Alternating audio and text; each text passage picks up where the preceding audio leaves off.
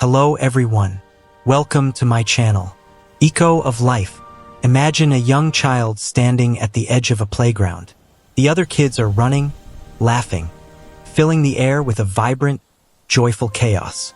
But this child stands still, almost motionless, holding tightly to their backpack straps, watching from afar. They want to join in. They dream of laughing along, of being part of the group. Yet something unseen holds them back, like a transparent barrier only they can feel. Their heart beats a little quicker. Their palms grow damp. And though their body wants to move, an inner voice murmurs, "Stay where you are. Don't take the chance." This is the quiet world of a shy child. A world not defined by a lack of longing for connection, but by an inner turmoil that makes reaching out feel difficult, even overwhelming. Perhaps as you picture this, you recognize a part of yourself. Before we explore further, I'd like to ask, where are you watching from? Feel free to share in the comments about your own experiences with shyness, whether from your childhood or what you've noticed in others. Now, set your screen to full and stay with me. There's much to uncover. I promise you'll come away seeing shyness in a new way. The inner life of a shy child isn't a tale of fragility. It's a story of quiet strength, unseen challenges, and a depth of sensitivity often missed in a loud world. To truly grasp it, we first need to understand what shyness really is. Shyness isn't just a personality trait, nor is it a fixed label. Fundamentally, it's a psychological and physical reaction to social settings. Think of the nervous system as a dial. Some children naturally have theirs set a bit higher. When faced with uncertainty, with eyes on them, with words about to be spoken, their system lights up. Their body responds as if there's a threat, even when logic says there isn't. And the body doesn't always follow logic. That's why shy children often describe their feelings in physical terms. A racing heart, warm cheeks, a tight throat, a weight in the chest. Yet here's the seeming contradiction. Shy children often desire connection just as strongly, sometimes even more, than their more outgoing peers. They want to belong. They want to speak up. They want to laugh without restraint. Tonight I felt so but strong, in the moment of now I'm just tired and possibility, need a the friend. worry of being judged, the fear of not measuring up, can overshadow that desire. It's not that they don't want to step forward. It's that their inner world makes that step feel much heavier. This brings us to a deeper layer. Isn't it striking that what shy children yearn for, connection, is also what feels most intimidating? It's as though life presents them with a paradox to navigate. The heart pulls one way, fear pulls another. That tension shapes them in lasting ways. Research over the years shows that shyness often springs from both nature and nurture. Some children are born with a more sensitive temperament, their nervous systems finely tuned to stimulation. Others develop shyness through experience, perhaps being teased, feeling overlooked, or growing up where speaking freely felt unsafe. In either case, shyness is seldom random. It emerges from the unique interplay of a child's mind and body. Here's an important distinction. Shyness and introversion are not the same. Introversion relates to where you draw energy. An introvert may recharge alone but not necessarily feel anxious socially. Shyness, however, is tied to apprehension. A shy extrovert is entirely possible. A child who loves people and feels energized by interaction, yet is too fearful to initiate it. They may sit silently in class not from disinterest, but because being noticed feels overwhelming. Even as inside, they're full of ideas and emotions they wish they could express. This is where self-perception starts to take shape. Childhood is when we begin to define ourselves in relation to others. For a shy child, those definitions can become knotted. They might start to believe, I'm the quiet one. I'm the one who goes unnoticed. I'm the one who doesn't fit. And herein lies the true risk, not in the shyness itself, but in the story the child begins to tell about who they are. But there's beauty here, too. Shy children often become keen observers. While others dive into conversation, they listen. While others talk, Hello? they notice pauses, Can body anyone hear me? language, subtleties. Their silence, though born of unease, can sharpen perception. They learn to read a room. They feel emotions deeply. Many grow into artists, writers, thinkers, people who transform inner richness into something meaningful for the world. Still, that doesn't erase the challenges of growing up shy. Picture a classroom where participation is rewarded, where the teacher praises the child who speaks up readily. The shy child, brimming with thoughts, stays quiet. Gradually, they may feel invisible, not because they have nothing to say, but because fear keeps them silent. Over time, this can shape their academic confidence. They might underperform not from lack of ability, but because their voice remains tucked away. Pause with me for a moment. How many bright ideas have gone unshared because the child who thought of them was too shy to raise a hand? How many friendships never began because a shy child couldn't find the courage to say hello? It's poignant, yet also hopeful. A reminder of the potential waiting within, needing the right conditions to unfold. Research suggests shyness often eases when children feel secure, supported, and understood. Environments that push them to be louder or bolder can backfire, causing them to withdraw further. But when adults, parents, teachers, mentors respond with empathy, when they offer gentle invitations rather than sharp demands, something starts to change. The child feels seen, and slowly, step by step, the invisible barrier begins to thin. Why does this matter beyond the classroom or playground? Because shyness influences identity. A shy child often grows up highly attuned to others' opinions. This can nurture great empathy, an ability to sense how others feel. But it can also lead to excessive self-consciousness, trapping them in cycles of self-evaluation. They replay conversations, worry over unnoticed missteps, and long, deep down, for a sense of belonging. They're waiting for the world to whisper, "You're safe here. You're enough as you are." Until then, they often hold back. But what if shyness isn't a problem to solve? What if it's simply another way of being with its own strengths and challenges? After all, many of history's most reflective, creative, and caring people were once shy children. Their quietness wasn't a flaw.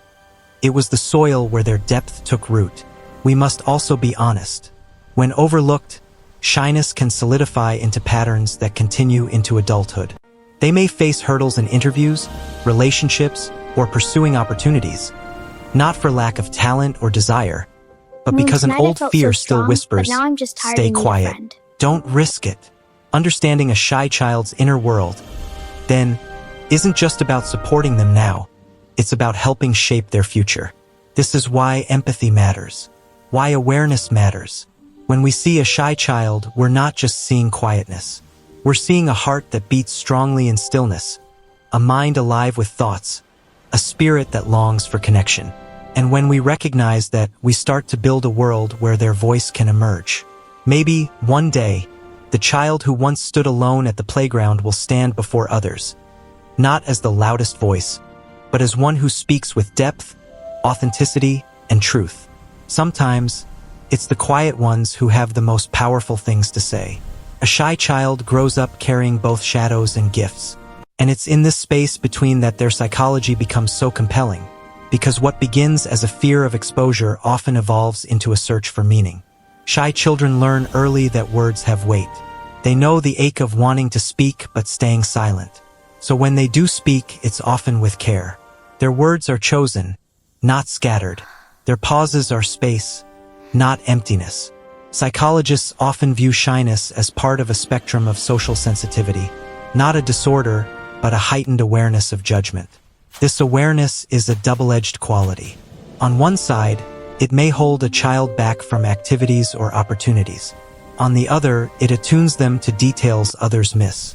They notice kindness and cruelty. They sense shifts in energy between people. This attentiveness often becomes a compass for how they move through life. Why do some shy children bloom while others retreat further? The answer lies not only in the child, but in their surroundings. A child who feels gently encouraged, safe to take small risks, begins to stretch. They might whisper an answer one day, raise a hand the next, make a friend another time.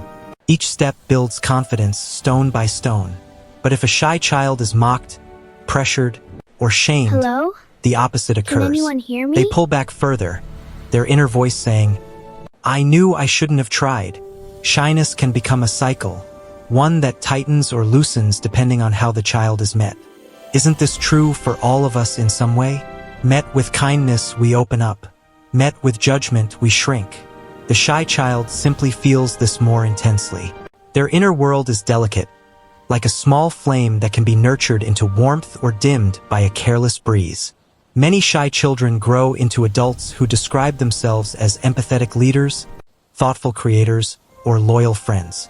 Why? Because their early experiences of feeling unseen taught them to pay attention. They often make it their mission to ensure others don't feel the same way. What once held them back becomes a wellspring of compassion. The child who stood silently may become the adult who notices someone sitting alone.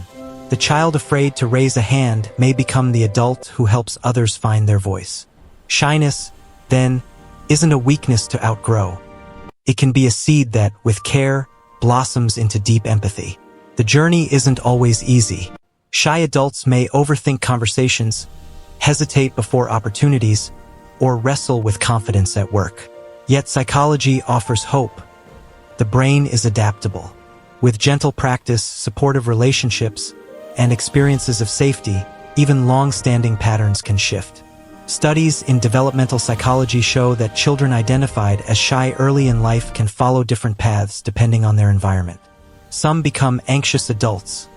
Others grow into confident, capable individuals who carry a natural quietness.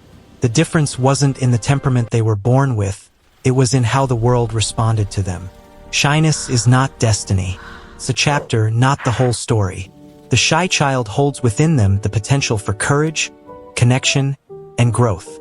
That growth may be slow, it may be quiet, but it is always possible. On a deeper level, shyness touches something universal. Aren't we all, at times, standing at the edge of our own playground, wanting to step in but fearing judgment? Shyness makes that shared human experience more visible. It reveals the longing to belong, mixed with the fear of rejection. In the shy child, we sometimes see a reflection of our own vulnerability.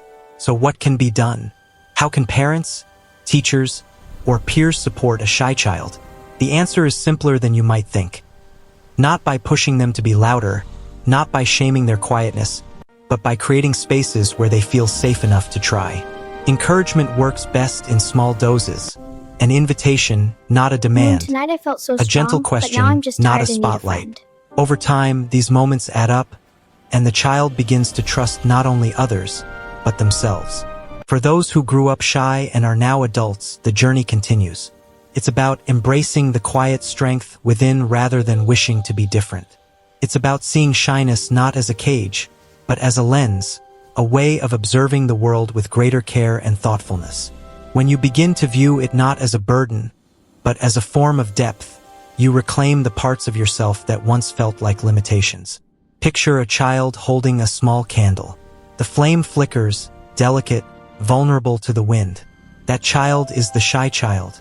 But with time, care, and protection, that flame can grow, can warm a room, can light a path for others. It was never about the size of the flame, it was about whether it was given the chance to glow. So if you are shy, or love someone who is, remember, silence isn't emptiness. Quietness isn't weakness. The psychology of a shy child isn't the story of someone meant to stay small. It's the story of someone who may see the world with uncommon clarity, feel deeply, and contribute in ways louder voices sometimes cannot. Perhaps the most beautiful truth is this. Shyness often softens with time, but the sensitivity remains. And that sensitivity, when embraced, isn't a limitation, it's a gift. A gift of empathy, of listening, of depth. A gift of recognizing unseen struggles in others because you've known them yourself. So the next time you notice a shy child, or the shy child still within you, don't see silence as absence. See it as possibility. Thank you for watching my video. Please subscribe my channel for more update.